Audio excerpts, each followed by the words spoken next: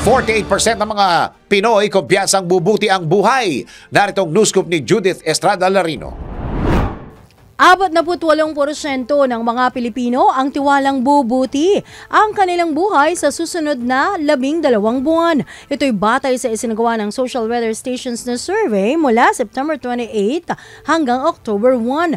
Ayon sa survey, 40% ng respondents ang naniniwalang hindi magbabago ang kalidad ng kanilang buhay, habang 6% ang nagsabing lalala ito sa susunod na 12 buwan. Samantalang natitirang 7% hindi naman nagbigay ng sagot sa nasabing usapin.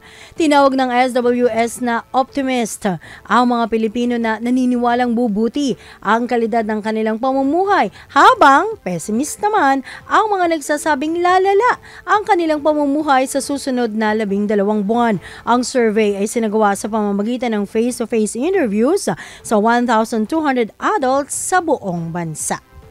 Yan ang aking news scoop. Ako, si Judith Estrada Larino, nagbabalita ng tama, naglilingkod ng tama.